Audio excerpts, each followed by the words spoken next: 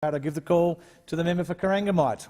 Thank you very much, Mr Deputy Speaker. And there's a lot of love in this chamber, and it's great to be part of this debate. And I'd like to start off my contribution by congratulating both the member for Adelaide and the member for Higgins, who are both pregnant with their first child and due to give birth very soon.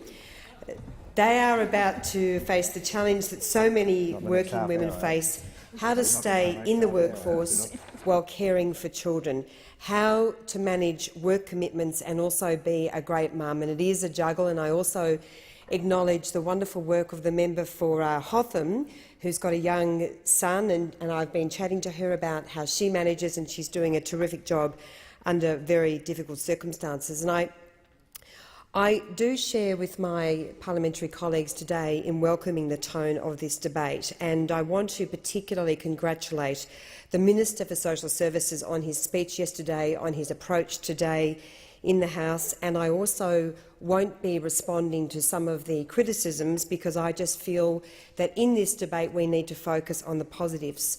There's been much said in the Productivity Commission report that is incredibly positive. And I have to say, Mr Deputy Speaker, that as the mother of 9-year-old Jeremy, I too, like the member for Hotham, have tried every sort of childcare, from long day care, au pairs, nannies, family, friends, after-school care. It is very, very challenging, and I really do welcome the increased focus on flexibility. And I think that's perhaps one area where the previous government didn't have enough focus, because in this modern-day age we don't live in a 9-to-5 world, and particularly for parents with more than one child in long-day care, it is incredibly expensive, and we need to make sure that we give families the best option. I want to make comments in relation to universal access. I welcome our support of universal access and also the National Quality Framework.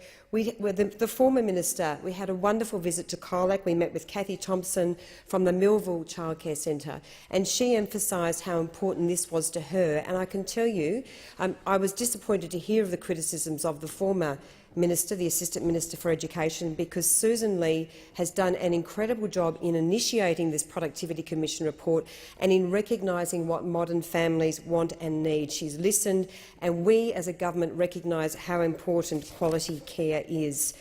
So I also welcome, Madam Speaker, the focus on targeting those who need childcare the most, and we do that with a great deal of compassion.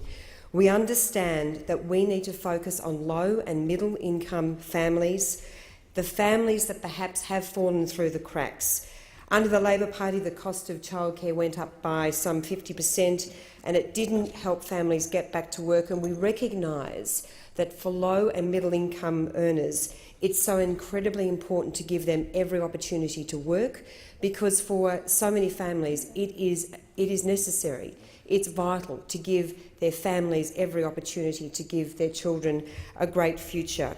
We know, of course, that in some respects we are lagging behind other OECD nations when it comes to women in the workforce, particularly women with children under the age of 5, but we also recognise that for sole parents it's also very challenging. I have a truncated time today, of course, Madam Speaker, I realise that. I very much welcome our government's support on the emphasis on affordable, quality and accessible childcare. I welcome the very positive nature of this debate, and I look forward to working with the Minister and members on both sides to deliver a great solution for our $7 billion that we're spending each year. It being 4:30 p.m.